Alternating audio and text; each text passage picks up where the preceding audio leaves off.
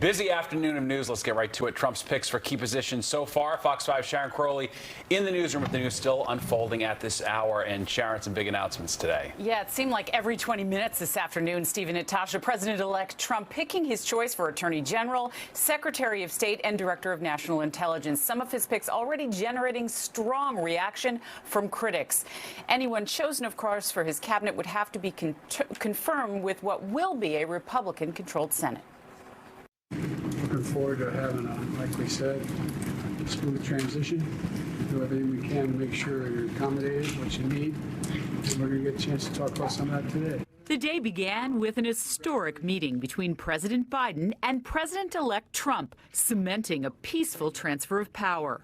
Thank you very much. And politics is tough, and it's in many cases not a very nice world, but it is a nice world today, and I appreciate it very much. A transition that's so smooth, it'll be as smooth as it can get, and I very much appreciate that, Judge. Fast-moving developments dominating the afternoon. President-elect Trump's cabinet choices coming one after another.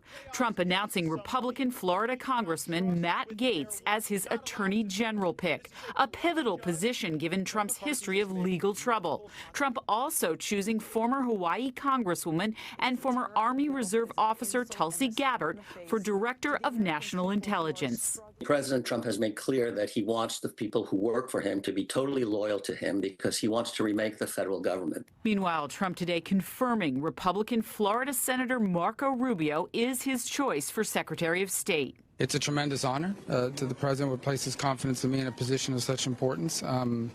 It's also a tremendous responsibility, and the job of the Secretary of State is to execute on the foreign policy set by the elected President of the United States, and I hope to have the opportunity to do it if my current colleagues here in the U.S. Senate confirm me. Cabinet nominees must be confirmed by the Senate, which Republicans will control under President-elect Trump.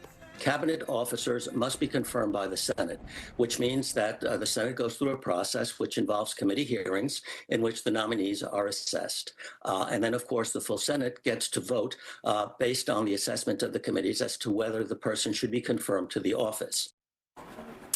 Well, there are already some signs this may not be as smooth a process as President-elect Trump is expecting. His pick for defense secretary, for example, already getting some pushback from both sides of the aisle. Pete Hegseth, a Fox News host who served in the Iraq and Afghanistan wars, is up for a massive job of defense secretary. Democratic Senator Elizabeth Warren already posting on X that she thinks he's not qualified and should be rejected by the Senate. Natasha?